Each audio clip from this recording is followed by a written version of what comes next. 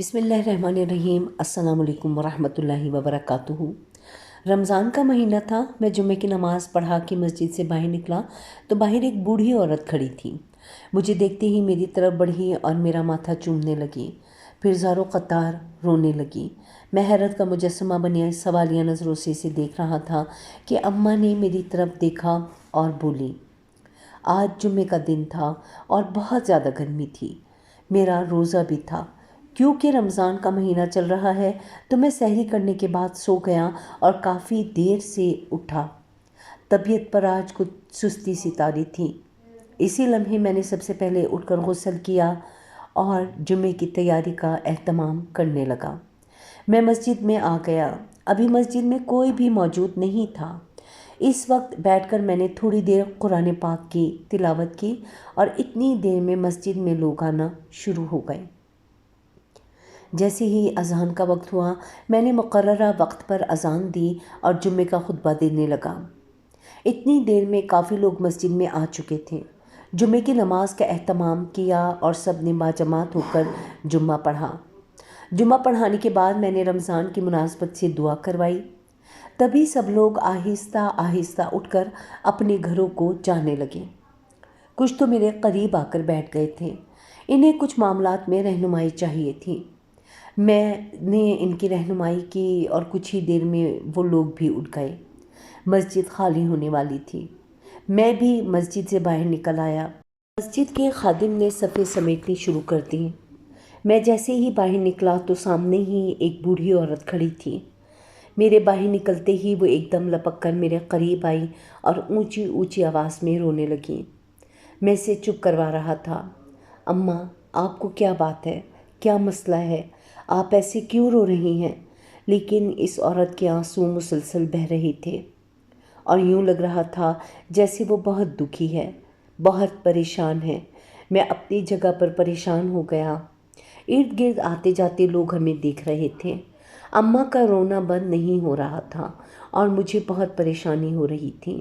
نہ جانے کیا بات ہے، کیوں ایسے روئی جا رہی ہیں؟ میں نے پھر اماں سے پوچھا، اماں آپ کو کیا ہوا ہے؟ سب ٹھیک تو ہے؟ آپ کیوں ایسے رو رہی ہیں؟ پہلے خاموش ہو جائیں۔ اماں سے جب میں نے کہا تو ان کی ہچکی بن گئی اور پھر وہ چپ ہوئیں، اور اس کے بعد انہوں نے جو کچھ مجھ سے کہا وہ سن کر میں بے حد حیران رہ گیا۔ میرا نام مولوی ابو بکر ہے اور میرا تعلق ایک چھوٹے سے گاؤں سے ہے۔ اس گاؤں میں مجھے آئے ہوئے تقریباً 2 برس ہو چکے ہیں۔ میرے گھر میں میری بیوی اور 2 بچے موجود ہیں، جبکہ میری والدہ کا ابھی کچھ عرصے پہلے ہی انتقال ہوا ہے۔ والد صاحب تو بچپن میں ہی انتقال کر گئے تھے۔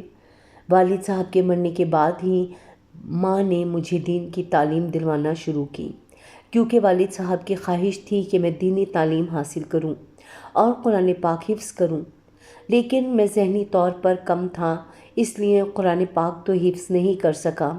تاہم والد صاحب کی خواہش کے مطابق دینی تعلیم حاصل کی اور مختلف مدارج طے کرتا ہوا میں جوانی میں پہنچ گیا۔ اماں کا مجھ سے بہت زیادہ لگاؤ تھا، کیونکہ میں ان کی اکلوتی اولاد تھا اور میری ہی خاطر اماں نے دوسری شادی نہیں کی تھی، بلکہ انہوں نے میری پرورش کرنے کی ترجیح دی۔ والد صاحب کا اپنا ایک چھوٹا سا گھر تھا۔ اماں اس گھر میں رہ کر لوگوں کے کپڑے سلائی کرتیں، دکانوں پر کاغذ کے لفافے بنا کر بیچتیں۔ اس کے علاوہ گھروں کے چھوٹے موٹے کام بھی کر دیتی تھیں، جس کی وجہ سے انہیں کچھ آمدن ہو جاتی تھی۔ چونکہ والد صاحب بھی ایک مسجد کے امام تھے تو ان کی آمدنی بھی کافی کم تھی۔ والد صاحب کی آمدنی میں گھر کا گزارا تو چل رہا تھا، لیکن ان کے جانے کے بعد بہت مشکل پیش آئی اور اماں نے حالات سے لڑ کر حالات کا مقابلہ کیا اور مجھے پروان چڑھایا۔ چونکہ گاؤں میں اسکول صرف 5ویں تک تھا، اس لیے میں نے صرف 5ویں تک ہی تعلیم حاصل کی، جس سے مجھے لکھنا پڑھنا تو آ گیا۔ تاہم میری والدہ کا مقصد یہی تھا کہ وہ مجھے کسی اچھے مدرسے میں داخل کروائیں اور میں وہاں سے دین کی تعلیم حاصل کر کے کامیاب ہو کر واپس آؤں۔ چونکہ گاؤں میں جو مدرسہ تھا وہ بہت چھوٹا تھا اور وہاں پر صرف ناظر قرآن کی تعلیم دی جاتی تھی، اس لیے والدہ نے ایک دوسرے علاقے میں ہجرت کرنے کا سوچا۔ جہاں پر ایک بڑا مدرسہ بنا ہوا تھا اور وہاں پر کافی طالب علم دین کی تعلیم حاصل کر رہے تھے۔ مجھے بھی والدہ نے اس مدرسے میں داخل کروا دیا تھا۔ میں اسی مدرسے میں رہائش پذیر تھا۔ والدہ کے پاس 1 مہینے کے بعد آتا۔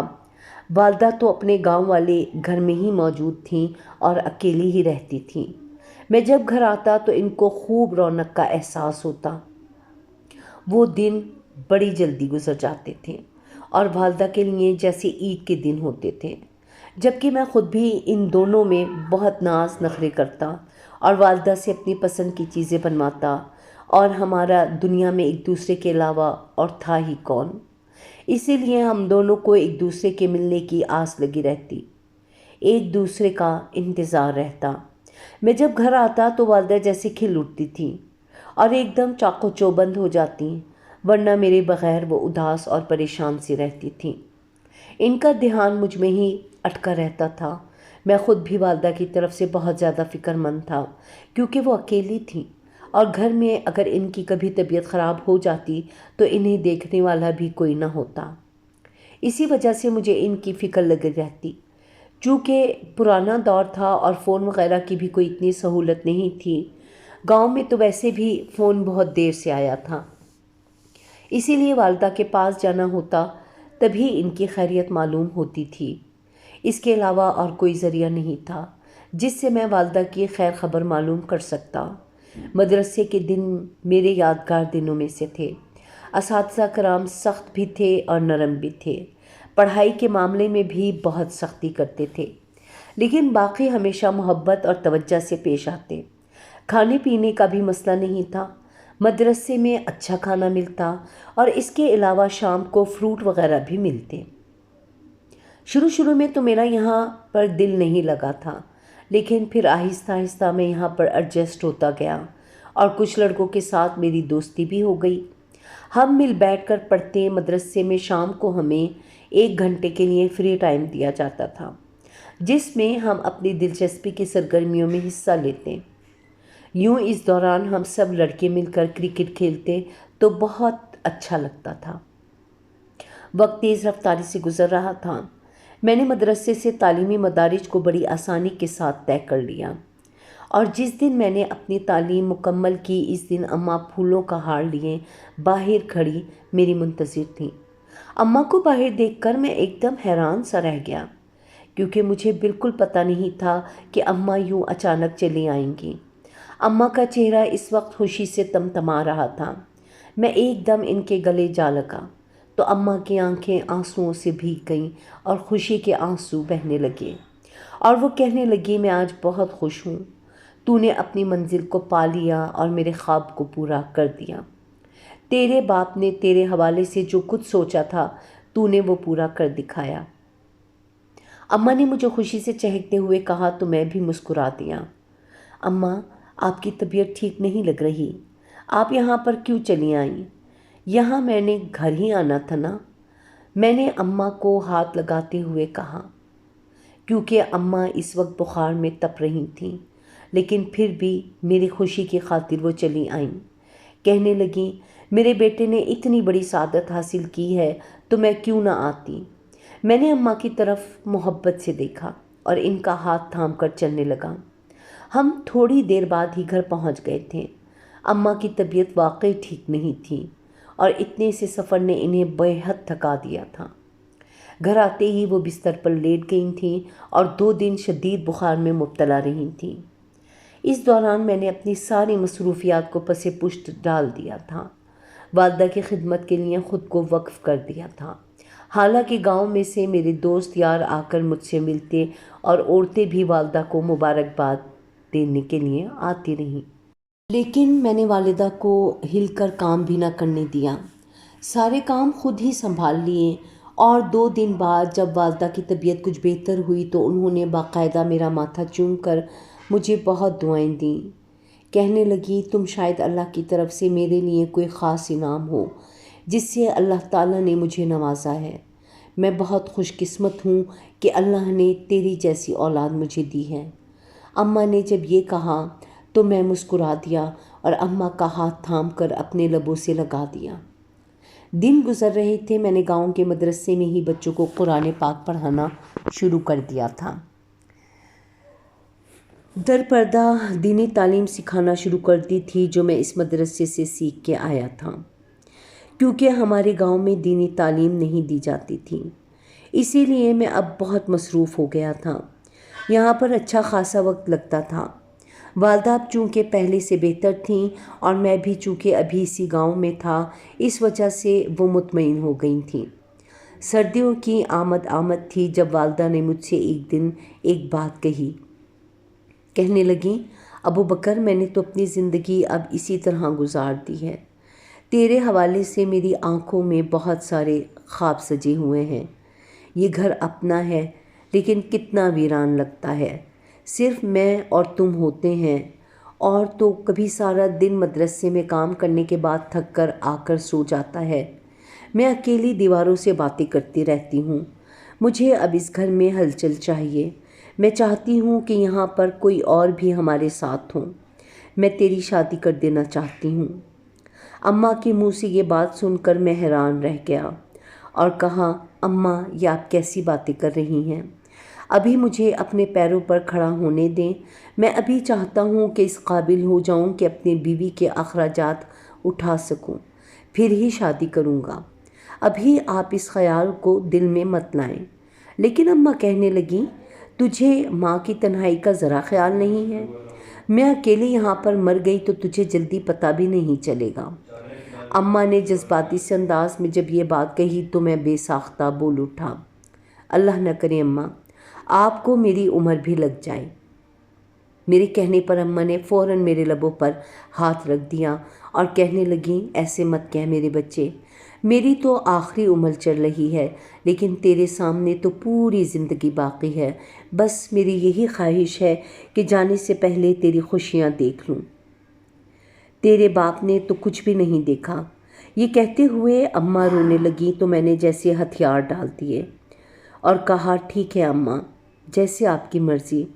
आप जब चाहें जिससे चाहें मेरा निकाह कर सकती हैं, मेरी रजामंदी देती हैं। अम्मा खिल उठी और कहने लगी, तू सच कह रहा है? तो मैंने बेसाख्ता हाँ में सर हिला दिया। तो अम्मा ने मेरा माथा चूम लिया। अगले चंद दिनों में तो ये बात भूल गया था, लेकिन अम्मा को याद रही थी और अम्मा ने चंद दिनों में ही किसी लड़की को पसंद कर लिया था और एक दिन खुशी खुशी मुझे बताने लगी, मैंने तेरा रिश्ता तय कर दिया है और अब मेरी ख्वाहिश है कि जल्द ही तेरी शादी भी कर दूं। इसलिए तुम बताओ कौन सा दिन बेहतर रहेगा। अम्मा के मुंह से ये सुनकर मैं हैरान रह गया और बोला, अम्मा, इतनी जल्दी शादी? अभी तो रिश्ता तय हुआ है और आपने कहाँ रिश्ता तय किया है? आपने मुझसे कोई बात भी नहीं की। मैंने हैरानी से अम्मा से पूछा तो कहने लगी, बस आयशा मुझे बहुत पसंद थी और मैं शुरू से ही इसे तेरे हवाले से देखती थी। इसलिए अब जब तुमने शादी की हामी भर ली तो मैंने फ़ौरन इसका रिश्ता मांग लिया। मुझे तो हमेशा यही धड़का लगा रहता था कि कहीं आयशा का रिश्ता कहीं और तय न हो जाए, लेकिन शुक्र है कि मेरे दिल की ख्वाहिश पूरी हुई और आज मैं आयशा का रिश्ता तुम्हारे लिए मांगने में कामयाब हो गई। अम्मा की खुशी इतनी थी और इस खुशी में उन्होंने सारे गांव में मिठाई बांटी थी और इनकी खुशी देखकर मैं खुश था।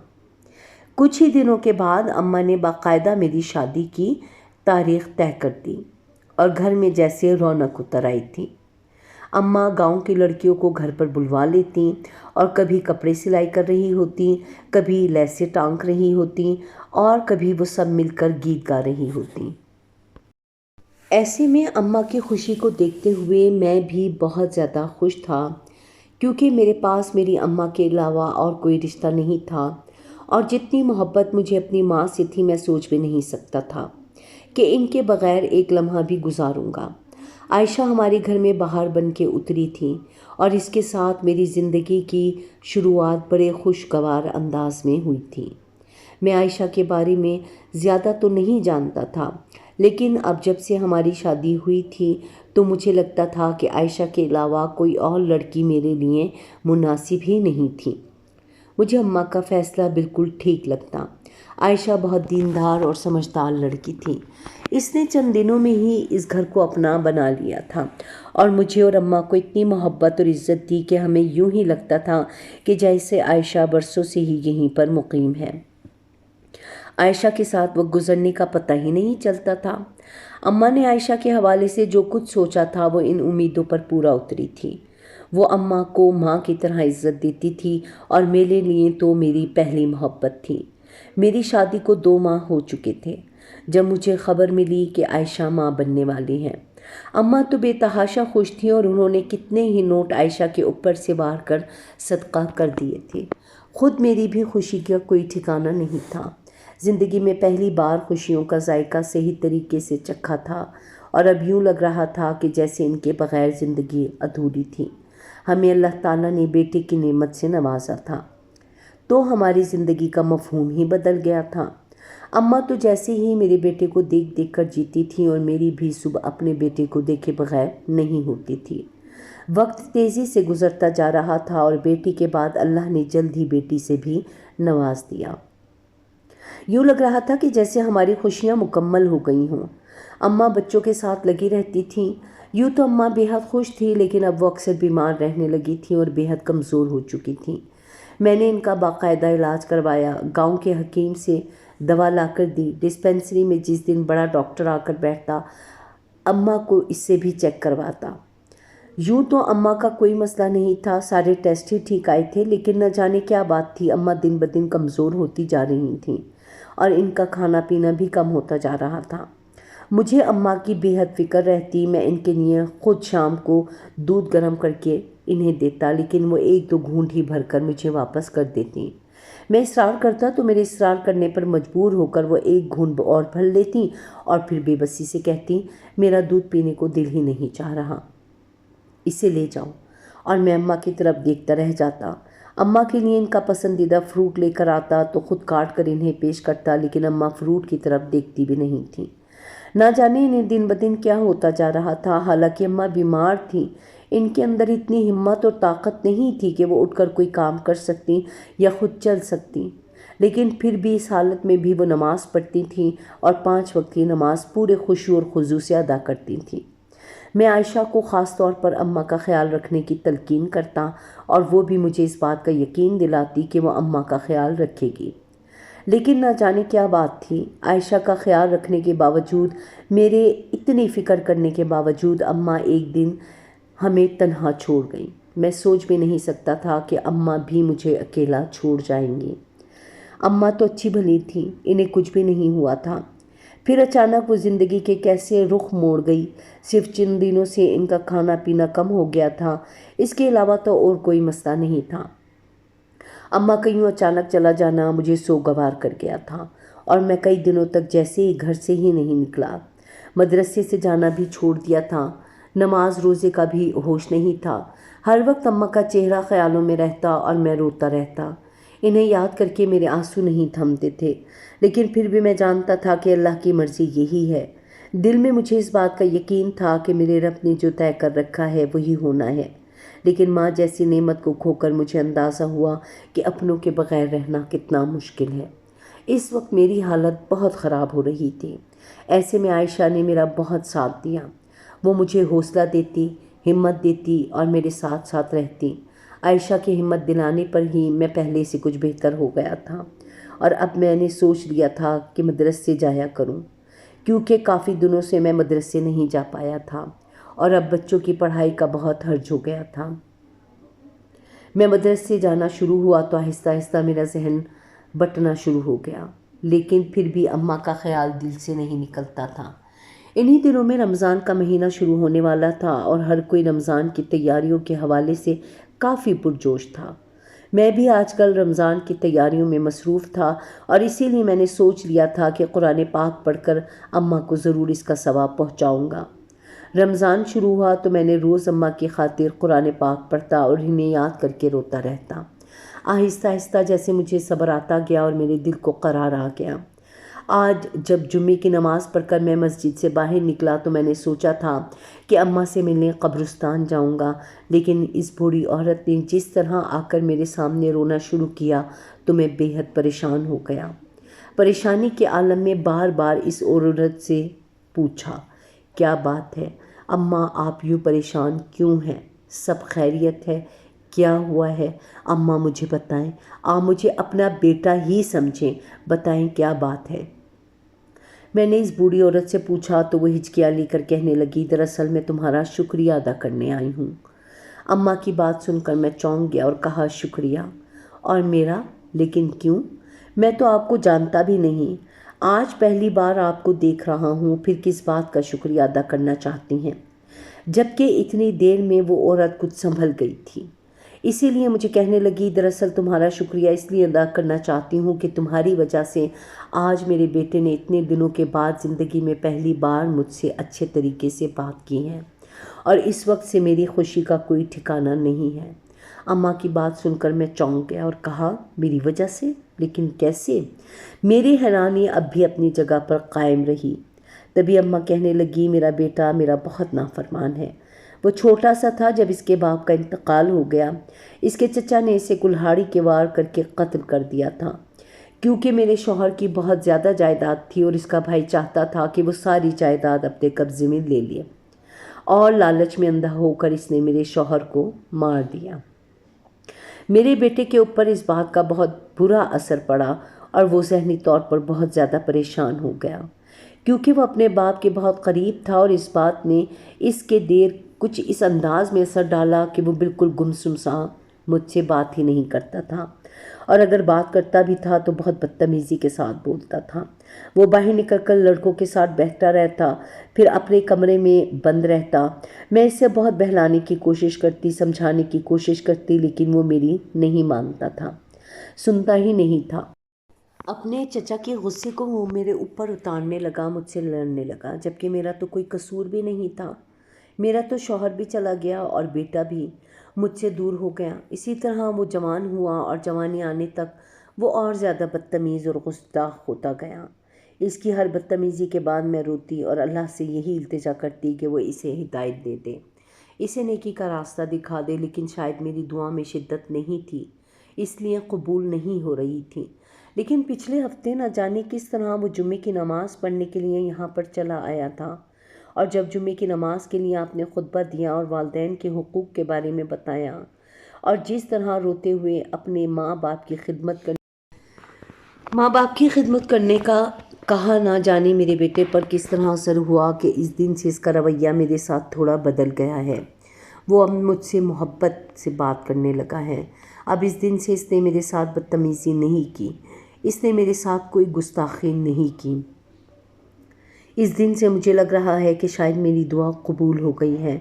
जो मैंने इतने सालों से नहीं कर सकी वो आपके खुतबे ने कर दिया। मेरा बच्चा इस दिन से बदल गया है और इसके लिए मैं आपकी शुक्रगुजार हूँ। इस औरत ने कहते हुए मेरा माथा चूम लिया और मेरे दोनों हाथ थाम लिए, जबकि मैंने हैरानी से इसे देख रहा था, क्योंकि ऐसा पहली बार हो रहा था कि कोई मेरे पास आकर इस तरह मुझसे कह रहा था। मैं तो खुद अंदर से बहुत टूटा हुआ था। अम्मा के मरने के बाद मैं इन्हें बहुत याद करता था, इसीलिए इस दिन जब मैंने मस्जिद में बयान दिया था तो अम्मा की याद को और इनकी शख्सियत को सामने रखकर इसी के मुताबिक बयान दिया था, और इसीलिए वहाँ पर मौजूद सब जवानों से यही कहा था कि वो अपने माँ बाप का ख्याल रखें और इन्हें उफ तक ना कहें, क्योंकि इस्लाम हमें यही दर्ज देता है। मेरा बयान सुनकर वहाँ पे मौजूद बहुत से लोगों की आंखें अश्कबार हो गई थीं, लेकिन आज मैं ये जानकर खुश हो गया कि इस नौजवान पर मेरी बात का असर हुआ और इसने अपनी माँ का ख्याल रखना शुरू कर दिया। हकीकतन इस बात ने मुझे बहुत ज़्यादा खुशी दी थी और ऐसा पहली बार हुआ था। यूँ लग रहा था जैसे मैंने अम्मा के जाने के बाद इनकी मोहब्बत का हक़ अदा कर दिया हूँ। मैं बड़े सरशार से अंदाज में घर पहुँचा तो आयशा कहने लगी, क्या हुआ है, आज तो बहुत खुश दिखाई दे रहे हैं। अम्मा के जाने के बाद पहली बार मैंने आपको इतना खुश देखा है, लगता है कोई बहुत बड़ी बात हुई है। आयशा ने जब मुझसे इस्तफसार किया तो मैंने इसे मुख्तसरन सारी बात से आगाह कर दिया, जिसे जानकर वो भी पहले तो हैरान हुई और फिर खुश होते हुए कहने लगी, शुक्र है इस वाक़े की वजह से ही आपको खुश तो देखा। और ये सच है कि माँ बाप की मोहब्बत तो हर दिल में होती है, लेकिन कभी कभार किसी को इस चीज़ का एहसास होने में देर लग जाती है। عائشہ نے بڑی سنجیدگی سے کہا تو میں نے سر ہلا دیا۔ آج پہلی بار میں نے اماں کو روتے ہوئے نہیں بلکہ مسکراتے ہوئے یاد کیا تھا، کیونکہ میں جان گیا تھا کہ اماں کی محبت کا حق یہی ہے کہ انہیں مسکرا کر یاد کیا جائے، نہ کہ انہیں رو رو کر دکھایا جائے۔ اور اسی طرح اماں کو مسکراتے ہوئے یاد کر کے میں نے اپنی آنکھیں بند کر لیں، کیونکہ دل کو اطمینان ہو گیا تھا کہ اماں جہاں کہیں بھی ہیں خوش ہیں، مطمئن ہیں۔